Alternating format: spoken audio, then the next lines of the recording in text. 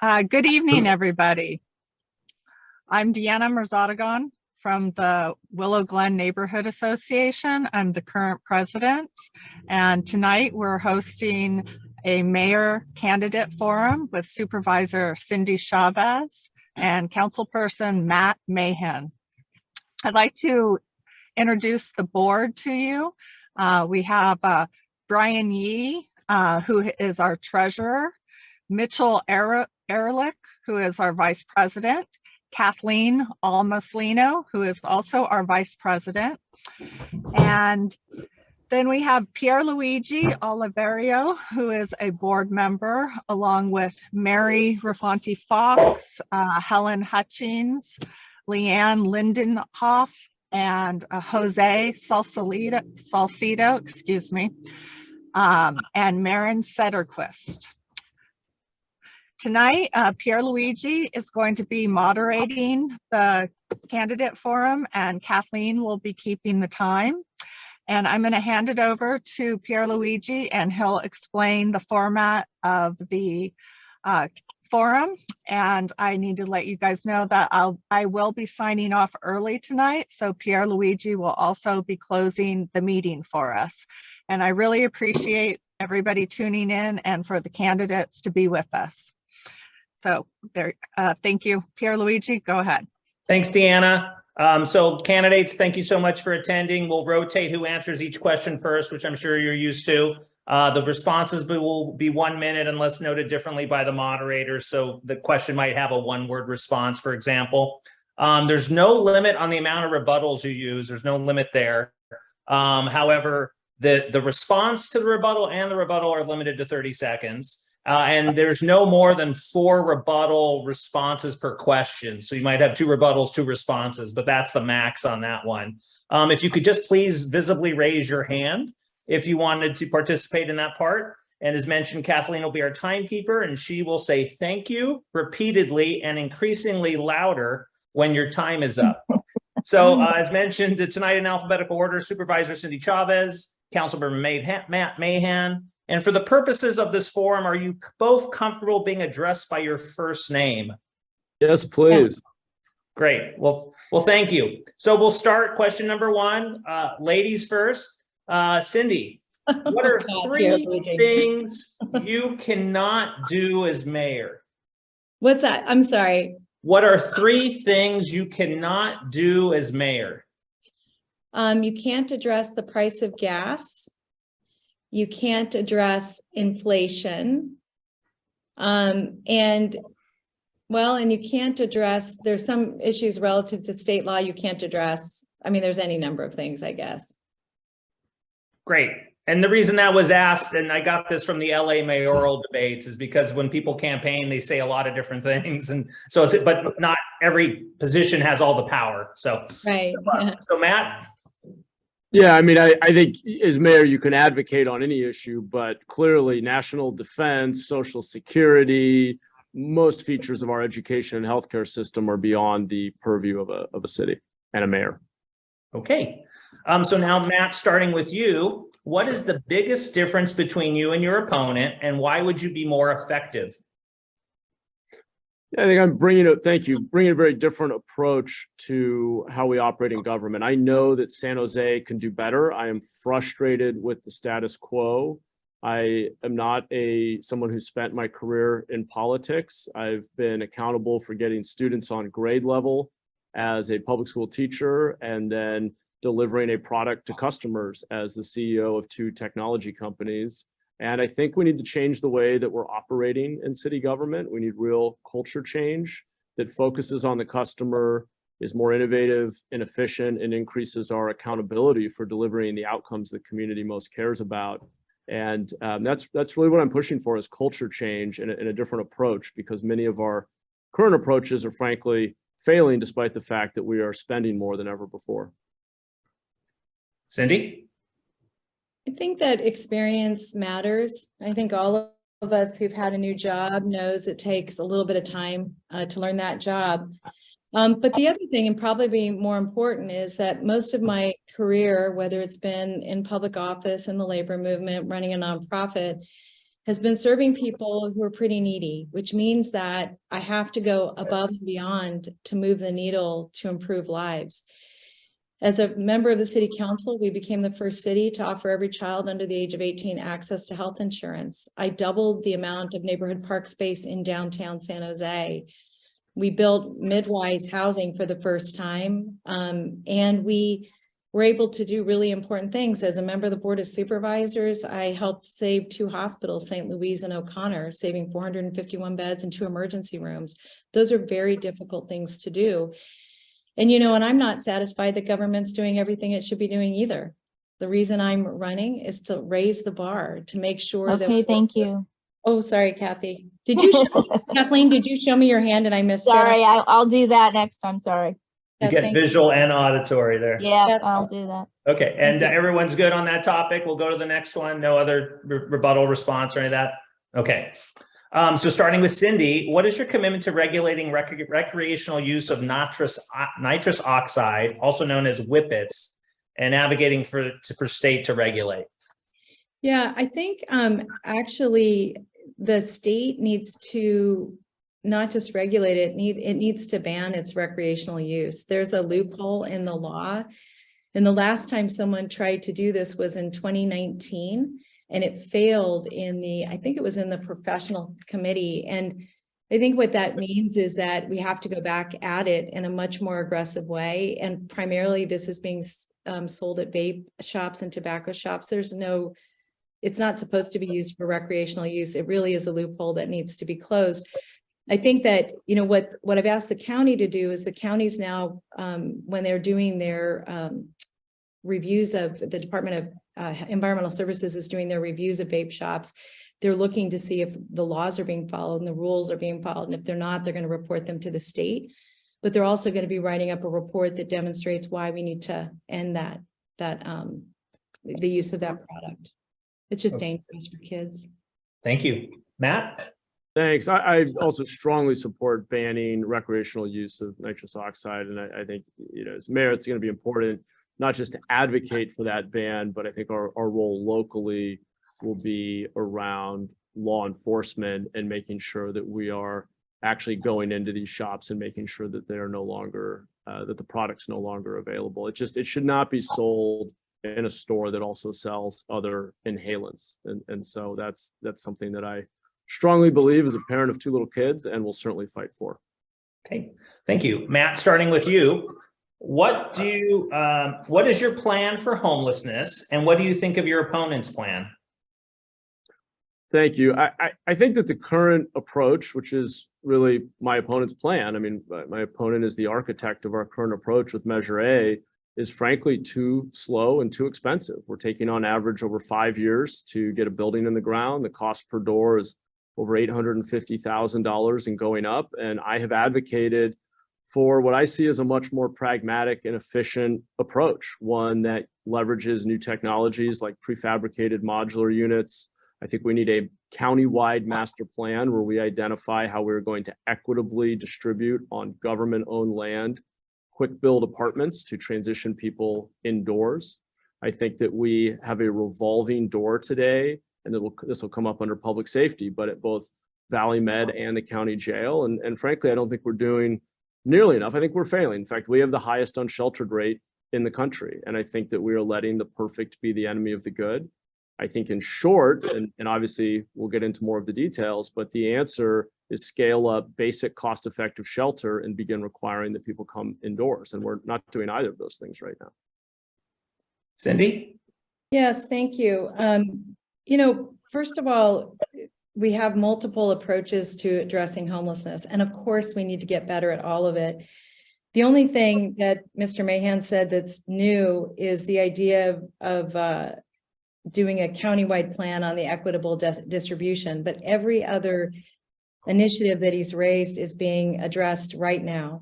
I think the biggest challenge we have, and we have to really address this, is that we've got to get the city of San Jose moving much faster on permitting housing, because even for our quick build apartments, you can spend 2 years getting permitted and it still takes, you know, anywhere from 9 months to depending on whether or not the quick builds are ready and fabrication, the units are available, as to whether or not they're even going to be faster. So I think the bigger problem is our permitting process in San Jose so that we can get housing built.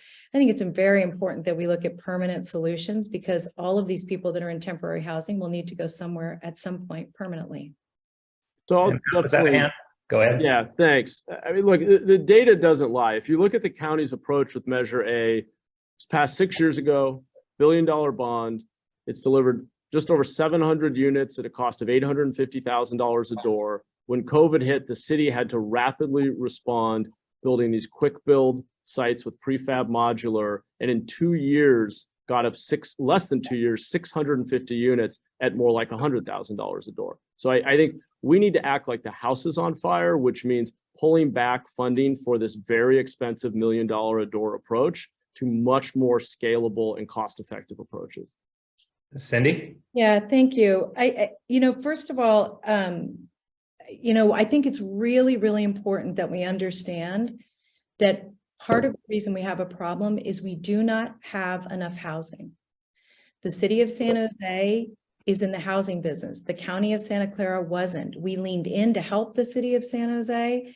So it's Measure A doesn't belong to one person, it belongs to our entire community, but that's not the only thing we're doing, including that one of the quick build apartments that you talked about, the county is helping to fund. So I think philosophically that the problem is that the county's approach is premised on the idea that we have to solve the affordable housing crisis before we can end street homelessness. And that's simply not true. You take New York City, has extremely expensive housing, has a higher rate of homelessness per capita than we do, and has the unsheltered homelessness rate in the single digits. So if you agree with me that ending street homelessness is a moral imperative and must be done as quickly and cost effectively as possible, there are models out there for doing it. I'm all for speeding up permitting, reducing fees, and getting housing in the ground. But if we say that we have to solve affordable housing first, we're never going to end street homelessness. And just to follow up on that, nobody is saying that. The urgency at which we're moving is intended to get every person we can off the street as quickly as possible. Every person. And the city of San Jose could play a leadership role in that, in part by making it easier for us to do, because whether it's quick build apartments or permanent housing, we still have to go through the same permitting process.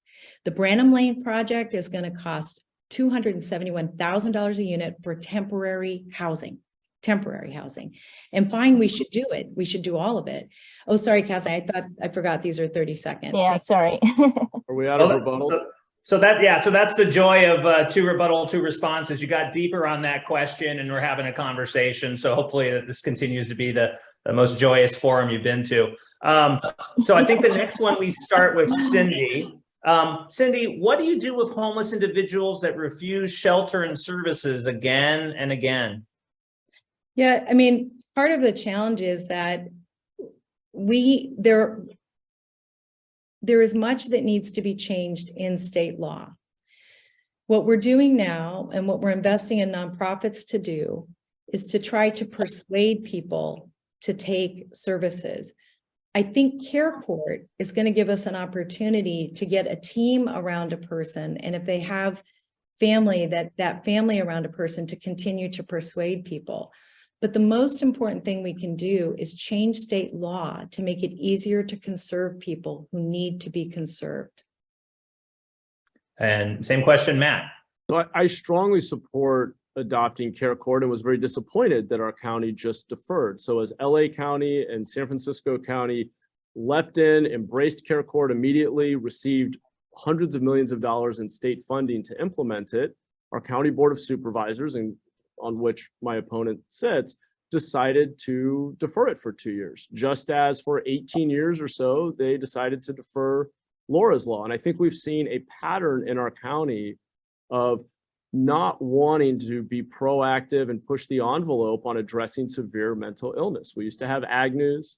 We need many more inpatient places for people to go. And frankly, when someone is dying on our streets, as 250 people did last year in San Jose alone, we need to implement a little more tough love to get people inside. I have experienced this firsthand with family and friends with addiction and mental illness. And we're not doing people any favors by leaving them out on the streets. And are we good there? I don't see any rebuttals, so we'll continue. I think use my rebuttal time. Can't rebut myself. Fair enough. Fair enough. Okay, so I think we that was for Matt, right? And so now we're to Cindy. No. That was for Cindy. This is for Matt. Okay, so Matt, in a 2-year period, there were 22,265 incidents involving the San Jose Fire Department generated from homeless encampments. The San Jose Police Department does not track this data. What are your thoughts? Well, we should track it on the PD side, certainly. I'm very into data-driven decision-making, but I think the real point here is that this points to how unsustainable the situation is. Over 80% of our homeless population is unsheltered, that the number of people living outside has only grown since we passed Measure A. It's up significantly. We're not getting escape velocity. We are actually falling behind with the current strategy. And what I learned in business is when your approach is not driving you towards your solution, your outcome, you have to admit that it's not working and take a different approach, which is why I think our imperative is to get people indoors as quickly as possible. There are many people on the streets today who would accept basic shelter if it was provided to them. We're simply failing to provide it. And I really think that has to be the starting place, is the fastest, cheapest path to getting people indoors into a managed environment as a starting place. And I really, truly believe that the Measure A approach is letting the perfect be the enemy of the good. So, I mean, look, we do need to address affordable housing. I'm out of time. I will. Okay. Cindy. Yeah, thank you. First of all, there's nothing to get in the way of the city of San Jose or Mr. Mahan's ability to lead the city to build more temporary shelter. They should absolutely do that and could have been doing that even faster, and they have the resources to do it. And the county has made $50 million available to support not just the city of San Jose, but cities across the county to do quick build using new technologies and new innovations. So that is that. And what I find troubling is trying to equate Measure A to all the other tools we have in the toolbox. It's a political stunt. It's not a solution.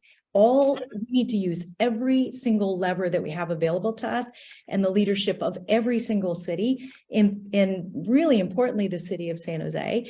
And the reason I'm talking about permit times is it impacts the temporary shelters as well. And any further comments on this one? Looks like not. Okay, so we'll start with Cindy on this one. At what point would you enforce a no camping law?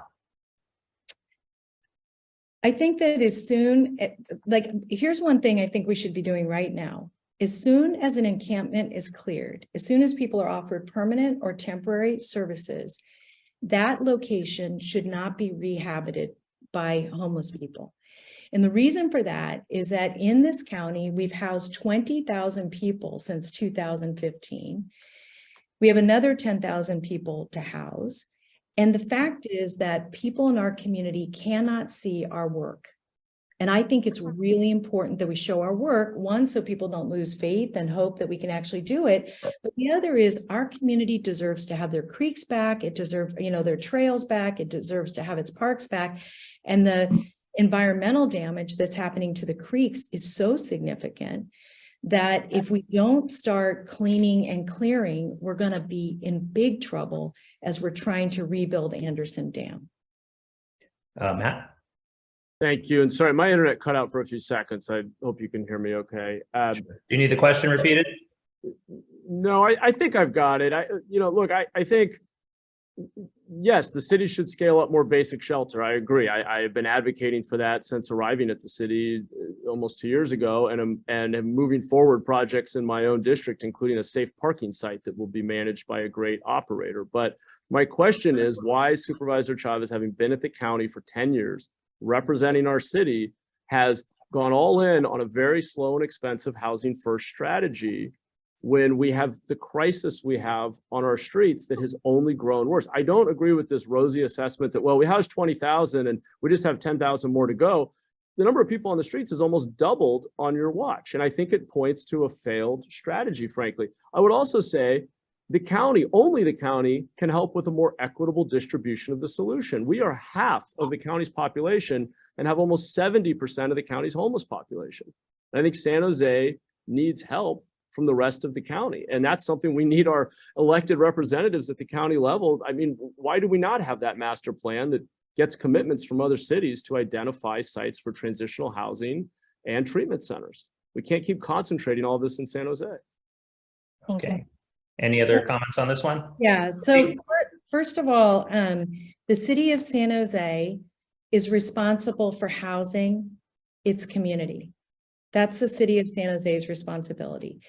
And Mr. Mahan, you've been at the city, I think, long enough to run for mayor, so long enough to make some changes in the policies and procedures that you're using now to make housing available more quickly. The county, in partnership with all of the cities, went to the ballot on Measure A because we recognized that all cities had a challenge relative to redevelopment. And that was an opportunity for us to lean in, not to point and say that's your fault versus our fault. And that kind of leadership is what stops people from engaging, because Okay, why thank you, risk Cindy. if you're going to just get blamed for taking responsibility? No, my only critique is that I think the strategy is failing, and we need to be able to pivot and acknowledge that and take a different direction. In my short time on the council, I worked to shift Measure E funding away from the $800,000 a door toward the $100,000 a door solution. I advocated for and helped pass removing horizons on building housing in our urban villages. We had these arbitrary barriers. I have advocated for, haven't yet succeeded in removing some of the unnecessary commercial requirements, and secured funding for additional planners to speed up the implementation of our urban village plan. So I've been doing a lot. I think most of the leadership on the issues that you've raised has been done actually by your colleagues, and much of the work that was done on the interim homes was actually done by Mayor Liccardo before you arrived. That you leaned in to help, I appreciate, but my point is this, that we need many, many strategies.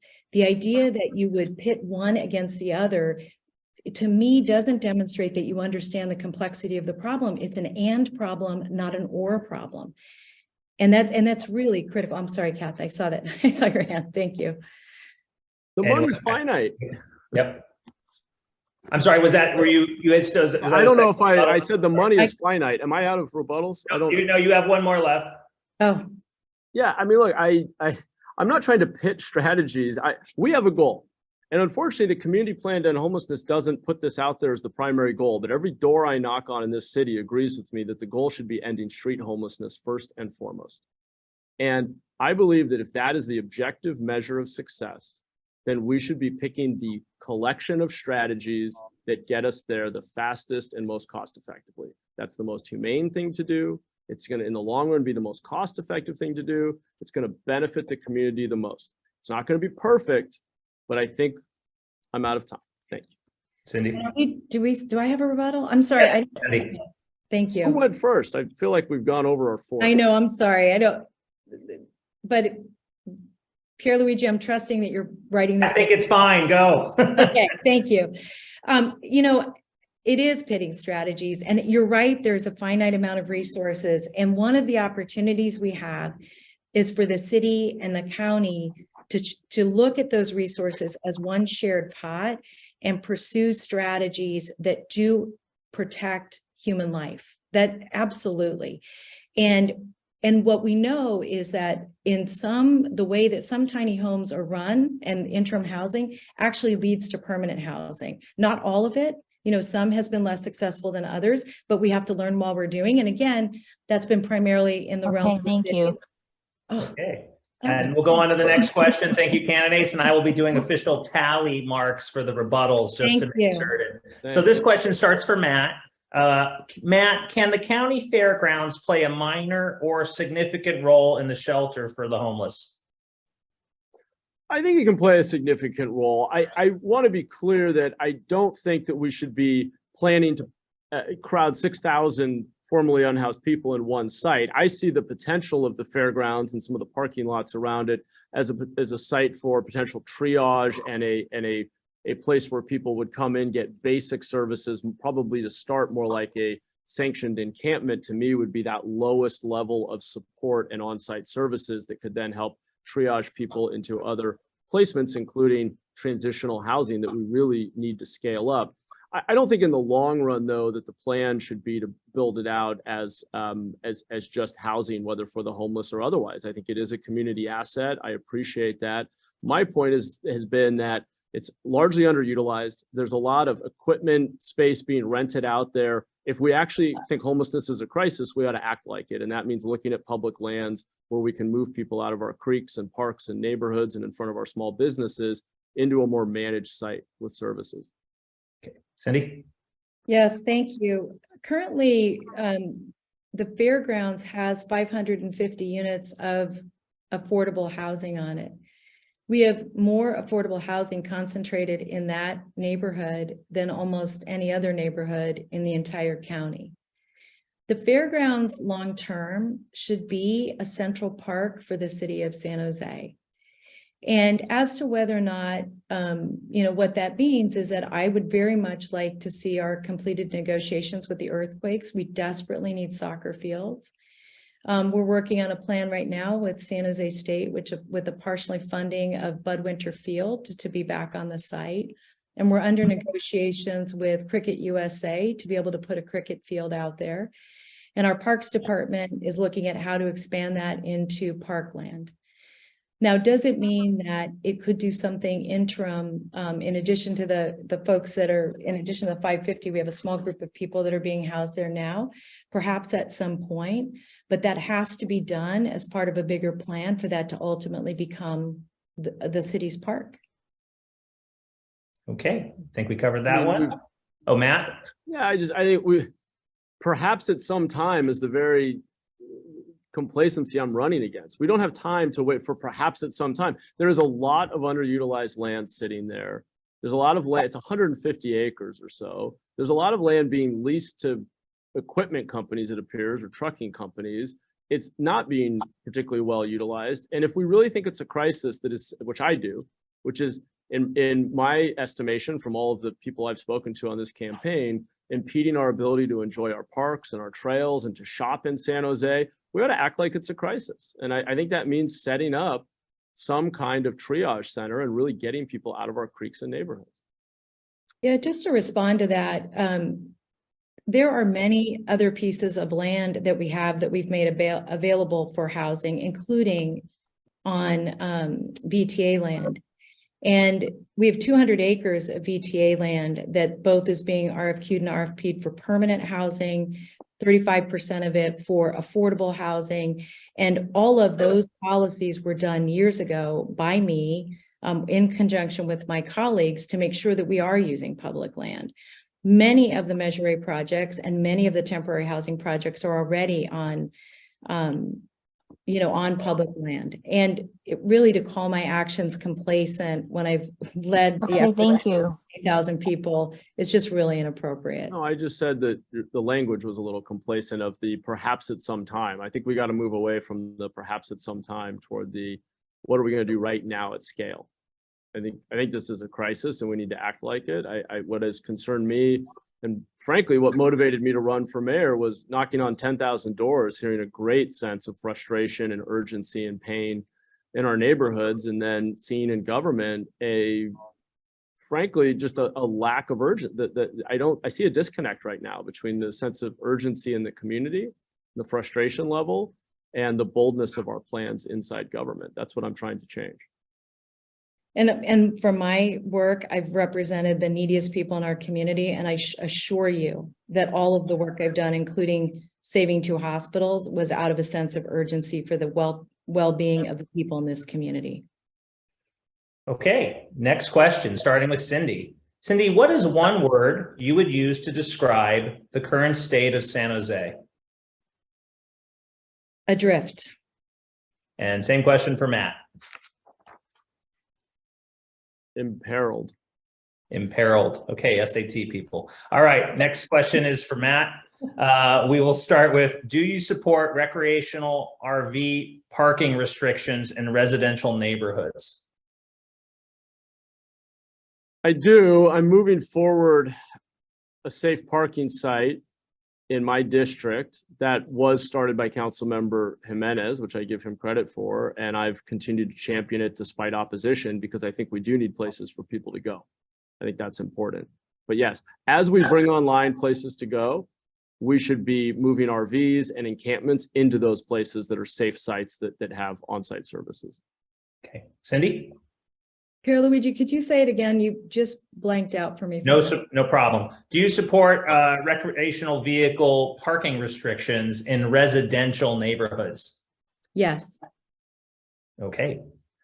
Then I guess we'll start with you, Cindy. On a scale of 1 to 10, 10 being very safe, how safe do you personally feel in the city of San Jose? Oh, 9. Okay. And same question. And then if you want to articulate on that, you may as well. It wasn't meant to be a one-word response. Oh, that's fine. Yeah. Okay, great. Okay. And same question for Matt. I mean, I think it varies a lot by time of day, part of which neighborhood and area, but I'd put it more like a 6. Okay. All right. And then I think this one starts with Matt. San Jose State wants to build 1,000 new housing units downtown. However, the CEQA review alone will not be finished until 2024. What are your thoughts? Yeah, I think you're pointing to one of the key barriers to building housing. Obviously, there's the state level regulation, and then there's how we implement it locally. I have been a strong proponent of CEQA reform. Last time I checked, well over 50% of the lawsuits brought under CEQA had nothing to do with the environment. I think it has been misused by property owners who want to stop any kind of development, labor unions who have used it for leverage, and other actors who have misused the law. And so I will be an advocate as mayor for CEQA reform at the state level. I also think locally, there's more we can do to streamline our implementation of it. I think that in key growth areas where we anticipate a lot of potential investment, such as downtown, we should be doing more work to pre-clear the CEQA review process. So whether that's the historical review component of it and building out a better inventory, I think there are a lot of opportunities to make that more turnkey so that we're not treating each review process as a kind of bespoke process. Cindy? Yeah, I'm really excited about San Jose State doing that. I think, we've been waiting for them for me to have them grow a little more off campus, I think is just the right direction. Long ago, when we did have redevelopment, we did clear bigger areas for higher development. And I think we should be doing that again. Frankly, I also think that in certain areas, CEQA isn't necessary, and especially in downtowns, with the exception of the protection of historic assets. And so I would really like to see, instead of everybody trying to take such a big swing at CEQA, is to make CEQA more, to take pieces of it and change it, because I think for downtowns all over the state, it would be a huge boon to just really make it focus on historic needs. Beyond that, I don't think there's much you should have CEQA for in downtowns. Okay, I think we close that one out. Okay, this one starts with Cindy. SB 9, as you know, allows a house in Willow Glen to be turned into 4 units without any public process. And for most of Willow Glen, this would not require a driveway or a garage. The city council will soon consider allowing even more units to be added on that same single family house lot under SB 9. What is your view? I would oppose that. And I think, all you have to do is look at parts of San Jose, particularly on the east side, where people are parking streets away from where they live because of the intensification of the land use. And so I would oppose that. Okay, thank you. Matt? I also oppose. I've been endorsed by Families and Homes. I was the first council member to do a press conference on the issue. I firmly believe that San Jose has to do its part in building the housing that we need for our growing population. But I think we should have local control over how we do it. And I think that the state's role should be to help set goals and give us the tools we need to build housing, but not dictate exactly where we do it with these blanket upzoning policies that treat every city the same way. So I think our future needs to be smart growth, building up in places like downtown and near high frequency transit. Otherwise, we're going to have total traffic gridlock, worse air, and actually even more displacement of people. Okay. I think we're closed out on that one. So Matt, you're the start of this next question. Will you be supportive of raising taxes in the November 2024 election cycle? My inclination is not to be raising taxes. I think we're heading into a recession. We pay some of the highest taxes in the country, and I think it's time for us to really focus on being more efficient, more innovative, and doing more with less. Okay, Cindy. Yeah, thank you. I'm not inclined to do that. And one of the things that I think we're going to have to do is figure out how to, especially city by city, how to live within our means and doing it in a more rigorous way. So some of the things I'd really like to do is do a forensic audit of the city, get departments to do zero-based budgeting, because I think that we have to make sure that we're not just growing incrementally, but that we're aligning the budget with the outcomes we want and really being able to quantify the investments we're making for each of those outcomes. You may recall, perhaps when you were first on the council, that we actually had a budget book that really did look at targets more clearly and really focused on results relative to the investment.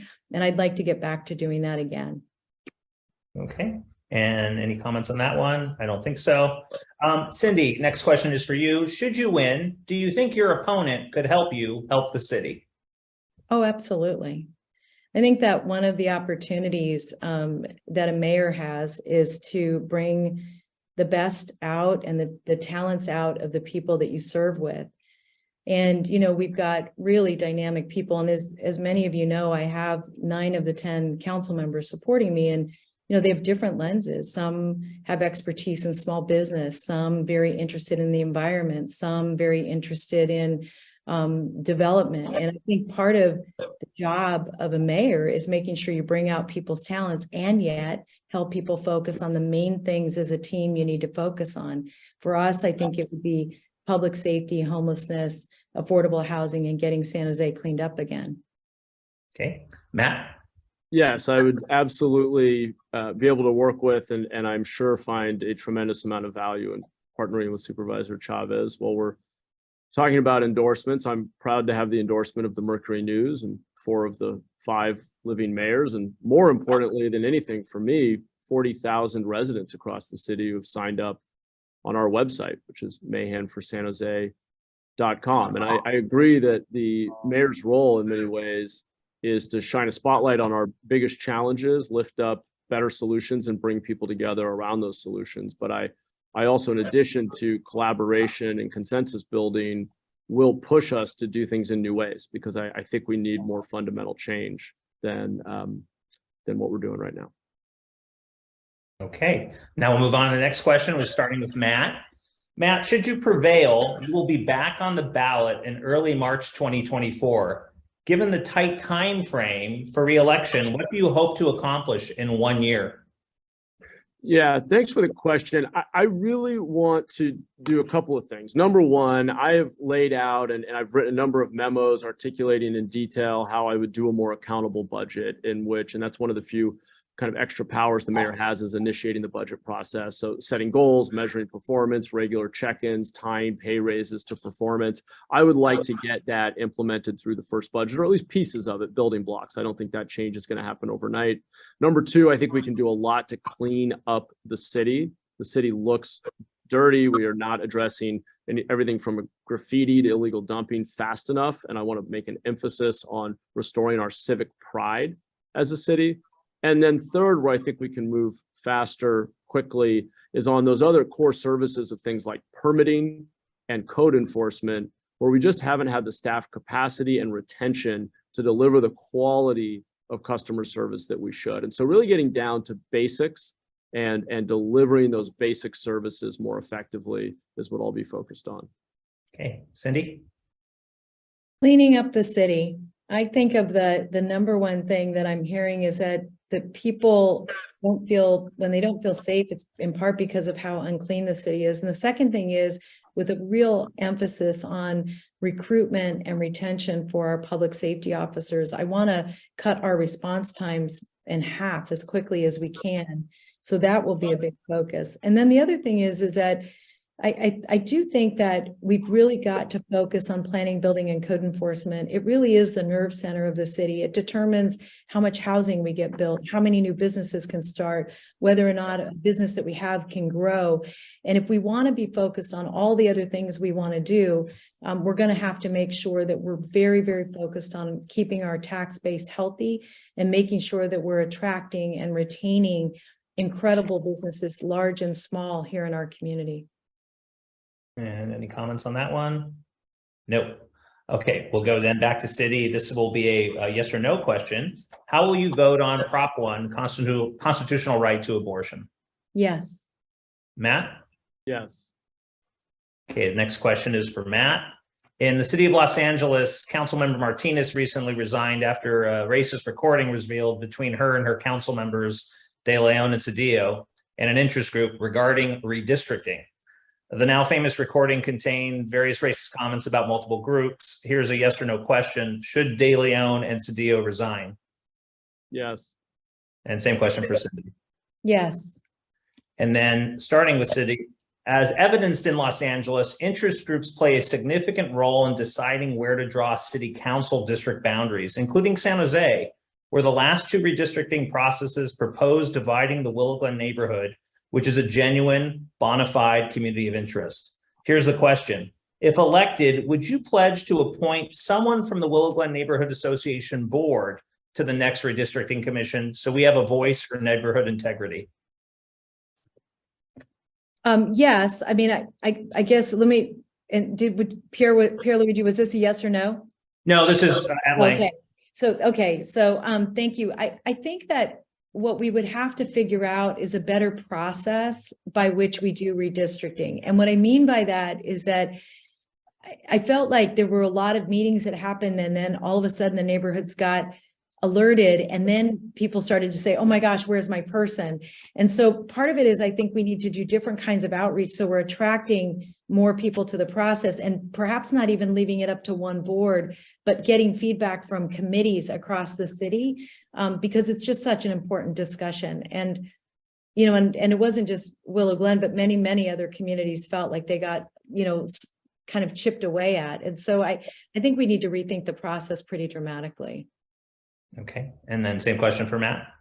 Yes, I worked with council members Davis and Foley to do our best to mitigate the impact of what was proposed in Willow Glen. If you watch the tape, we worked very hard together to try to roll back proposed changes that would have more significantly impacted the sort of the community of interest, as you called it, that is Willow Glen.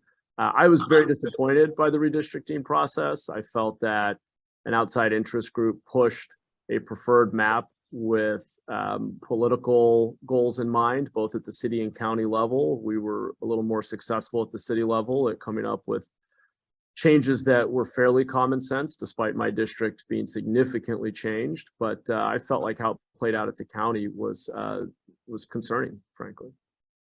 Okay, any other comments on this one? Nope. Starting with Matt, what is your viewpoint on cities declaring themselves as sanctuary city regarding immigration? Should local government cooperate with federal law enforcement? So let me take both pieces to your question, because on the broader notion of sanctuary city, I do not in any way want to see our local law enforcement become an extension of immigration control. We do not want fear of deportation to prevent people from reporting crime or otherwise participating in our city. I don't want to see us impose policies that are going to take otherwise law-abiding folks paying taxes, raising their kids, and have them live in total fear and unable to participate in our society. I think we're all worse off if that happens. On the other hand, I've been one of the few local electeds who has said very clearly, going back to my run for city council, that when you have someone who has committed serious crime and is undocumented, I think it is very appropriate for our local law enforcement agencies to work with federal authorities. And I think that some of the barriers that we have put up locally are inappropriate. And I see my time is up. Okay, Cindy? Thank you. I think it's very, very important that the local police department have the opportunity to build enough trust in the community that everybody will call 911, that people will not be afraid to be witnesses in cases, and that people will get involved in their neighborhoods. So I do support the current approach of the San Jose Police Department in terms of working with its community. I also want to make sure that people know that we at the county follow federal law, and and I support making sure that we have the use of judicial warrants. Now, I will also make it clear that the sheriff in our county has the ability to collaborate with anybody that she deems is appropriate when she deems there's a public safety issue, period. And that's really important, I think, for people to know. Oh, thanks, Kathleen, sorry. And was there any other comment on that topic, or I think we're closing that out? I don't see any hands. This one is for Cindy. Do you have any thoughts or plans for animal care services, essentially a basic city service that's had some issues in providing affordable spay neuter or having veterinarians available? Yeah, I've actually gotten a lot of feedback on this at the city level. And one thing that I think that would be a great opportunity for both the city and the county is to share some programs that will bring down the cost for people who are, I forgot what you call them, but when they catch cats to get spayed and neutered, those rescue teams, so that we can do this in a much more cost-effective way. I know it's been difficult for both the city and the county to make sure that we've hired enough veterinarians that are available to work. And it's limited the number of animals that people can bring in. And during COVID, when people stopped doing that spade and neutering for a while, it really grew the animal populations pretty dramatically. So one of the things that I'd really like us to do, like I said, is I think collaborating between our services so we can get more pets spayed and neutered, and also to do vouchers again, so that those people who are doing rescuing have the ability to do that in a more assertive manner. I mean, with more people. Matt? Yeah, I think it would be great to have more collaboration with the county and share costs there. I will continue to lead on this issue because we have a real challenge right now with stray cats and kittens in particular. When this issue was brought to my attention, I actually assigned someone on my team to coordinate with different community members around the city who, out of their own volunteer time and dollars out of their own pocket, do tremendous work to trap cats and make sure that that they are spayed. And so we, our office put in a special.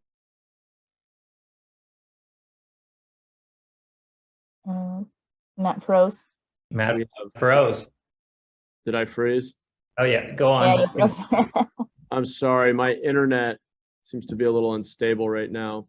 But I was just saying, I worked with a number of community leaders through my office, and Councilmember Carrasco also, that we've done advocacy to really highlight this issue and draw more attention and bring more funding through the budget process to try to address the real challenge we have in our animal shelter right now. And now it'd be a great time to rebuttal and talk about how you've adopted so many animals from the shelter. Is that anyone on that one? No, okay. I have 2 little kids, it's enough for now. Okay, Matt, yeah. The amount of shoplifting that seems to be go on, whether it's accurate or, magnified by news media or social media about people just going into drugstores and, basically just shoplifting like we never saw before. Many people will say that's Prop 47's leniency. Do you believe that? Oh, and if so, do you believe it needs to be reformed? Yeah, so I think on the one hand, the change that was made around ensuring that theft under $950 is a misdemeanor no matter how many times it's committed is bad policy. I think it should be cumulative. I think it should look at patterns of behavior. And so I do think it should be changed. My understanding is that will require a statewide ballot initiative to change, but I would support a reasonable ballot measure to change it. My concern locally, and that I hear from our police officers frequently, is the level of repeat arrests that are being made because our county jail and our county policy seems to be to depopulate the jail. And so we're seeing very high rates of release and then re-offense, and very high rates of failure to appear for a court. And so I think that we could be doing more to hold people accountable locally, and that really falls over at the county side. Our officers are very frustrated. The data, well, if we rebut, I will share the data. Okay, Cindy? Yes, thank you. So, you know, I want to make an observation about the San Jose's arrest rates, that in around 2010, 2012, after we had the Measure B battle, we went from 28,000 arrests a year to 17,000 arrests a year. And that was actually pre-Prop 47. And I say that because I think it's really important to better understand what changes need to be made in order to affect, you know, a safer community. When Prop 47 went through, essentially it made some felonies a misdemeanor, but a misdemeanor can still have jail time. And so what I think needs to happen is, I think the district attorney, along with the city of San Jose's police department, needs to strategize about what crimes they most want to address. And I think the biggest challenge is we don't have enough officers, period, to address the serious crimes, let alone these other crimes that are serious but aren't, you know, don't cause great bodily harm. So I think it's about, I would like to jump in here. I think it's about more than hiring more police officers. We certainly need to hire more officers. And I will make hiring more officers a priority in my budget. And we should note that the primary reason we have so many fewer officers is that past councils, which my opponent sat on, ran up huge unfunded liabilities to the tune of over $4 billion, which consumes 15% of our general fund every year. For that amount of money, we could hire literally 1,000 additional officers, nearly doubling the size of our department. But I also, go ahead. Sorry, Kathy, I just saw your hand. Is the hand done, or is the hand 5 seconds? You can have 5 seconds on That's that. okay. I'll wait for the rebuttal. Cindy? Yeah, thanks, Matt. I'll help you out there by jumping in and saying, you know, I'm not saying it's one thing or another, but we do need more officers. They do have the ability now to take multiple cases and take them to the district attorney's office. And the reason I'm suggesting there needs to be some collaboration is that I think we need to be able to focus on what resources we want to attach to what specific actions. And I think that is where we have a challenge, because not having enough officers means that we have officers. Okay, thank very you. high. Oh, sorry. God, Yep. yeah, And then thank still have a you. rebuttal if you want to go, Matt. Thank you. Yeah, thanks. So, you know, I wrote an op-ed in the Merc and have written co-authored memos with Mayor Liccardo and Councilmember Carrasco, highlighting this sort of revolving door, or what some people call catch and release, whatever term you want to use. The data is very stark. And what we've uncovered by pushing on this is that the process at pretrial services and the affidavit that's written is totally insufficient for helping the magistrate understand the history of these individual repeat offenders. So I am leading the charge on reforming that system so that there's actual accountability and intervention to keep our community safe. Cindy?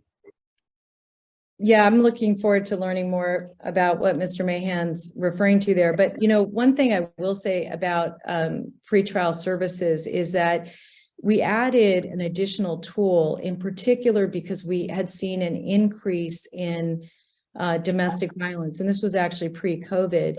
And that tool is intended to make sure that anybody who is at risk of hurting another person is in custody. And this is one of the issues that we have to think kind of long and hard about relative to how because I do think we want to make sure we're keeping dangerous people in custody and protecting the public. I saw you, Kathleen. Thank you. Next question for Cindy. You both want to build thousands upon thousands of new housing units. If successful, though, will this diminish the quality of life for existing residents? I think that we can build great, beautiful projects that build out and improve neighborhoods. I think that one of the opportunities that we have, as I spoke a little bit earlier about this, is that VTA has 200 acres across the county along transit hubs where we can build densely, both housing and jobs, and a third of that housing be dedicated to affordable housing, which means it'll be more integrated in these neighborhoods. And I think that will allow us to be able to both maintain and improve quality of life, make sure there are opportunities for starter homes in our community, make sure that we have, access to transportation, that we're really aligning all of our goals. If we're disciplined about this, I think it will actually enhance San Jose, especially if we choose the right locations to build. Okay, Matt? The reason that I'm so big on pushing smart growth and making the case for it is that I have lived and worked in great cities that have had denser, walkable, mixed use, more transit-oriented environments. And I think unlike the SB9 model, which just upzones everywhere and we see what happens, concentrating that development in certain corridors and in places like downtown can actually give us a greater quality of life. You could have a safer downtown with more restaurants, more nightlife, more cultural events. It would be more a walkable environment that particularly young people would want to live in. That could be an economic competitive advantage for us to attract young talent to a more urban and mixed use environment. So I really believe we can have it all. We can have safe, family-friendly, quieter neighborhoods that will continue to be more car-centric, frankly, and we can have denser, more mixed-use communities that are more walkable and transit-centric, and we should have both, but we need very different zones, and they need different kinds of infrastructure and services. Okay, anything else on that one? No? And this question's for Matt. I can't think of any campaign that there's not negative mailers, and you both have been subject to those. And this is a point in time for you to correct the record or clarify anything you'd like to tell us tonight. Well, yeah, thank you. I appreciate the opportunity. I've been very disappointed that my opponent's strategy appears to be to try to convince people that we have different views on preventing gun violence and choice, matters of reproductive freedom. And the reality is that we're of the same party. We have the same policy positions, or if there are any differences, I haven't heard them yet. There's shades of difference. And I think it's been incredibly misleading and disingenuous to spend millions of dollars trying to convince people that I have positions that I don't hold. And so that is been incredibly frustrating, but we're doing our best to stay focused on our message and set the record straight as much as we can, despite being significantly outspent by the special interest money behind my opponent. Okay, Cindy? I would just say that part of the problem is just repeating all of the untruths is not something that I want to spend a lot of time on. I will make this observation, and that is that I worry that in order to win a race, and I would say this is something Mr. Mahan has done relative to Measure A and to other accomplishments that I've had, that when we tear down both government or policies that we know are good for the community long term, that every campaign really diminishes people's faith and confidence in each other and in our government, because it is our government. And so I worry about that. I worry about that quite a lot. And I try very hard as a candidate to focus on my differences with my opponent instead of really, using tools that Okay, thank you. negatively impact our entire community. So I just feel the need to jump in on that. I am not in any way trying to tear down government. If anything, my experience has been knocking on over 10,000 doors, having thousands and thousands of conversations with residents. I hear incredible frustration.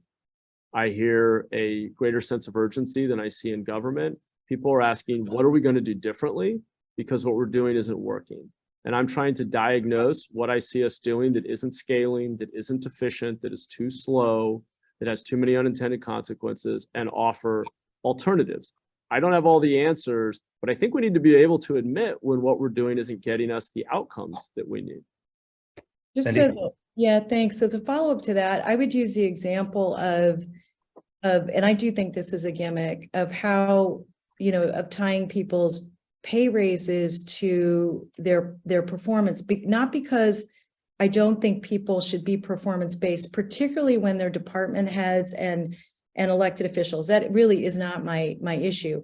My issue is that people don't do this work, especially the talented people that I've seen who both run for office, who've been in public service, because of their pay. That's not what motivates people. Matt? That's what I consider a gimmick. That's fine if you think it's a gimmick. I don't. Many of our department heads make on the order of $250,000, $300,000 a year. Elected officials are managing huge budgets and have huge responsibility. I think we need a better feedback loop. I think we need to make the outcomes real for all of us and have that focusing function. The truth is, in the public sector, the revenue flows the same no matter how much we push ourselves to deliver results or to innovate. And I think that only by setting goals, measuring performance, and being accountable for better outcomes and tying that back to our pay raise, are you going to see more innovation and a faster pace of change in government. Then you don't know what motivates people in public service. And I'll just give an example. I think quality results matter. I really do. I think being able to respond to 911 calls at the national level at a minimum matters. I think that we, under my leadership, test rape kits faster than any place in the country matters. I think saving those hospitals matters. Those are results that have meaning for people in our community, real results. And holding people accountable and being public about it and setting goals, absolutely. But I think we have to understand what motivates people to serve others. Okay. Just a couple fun questions here to lighten your night before you go to your next event. Cindy, what's your favorite park in Willow Glen? In Willow Glen?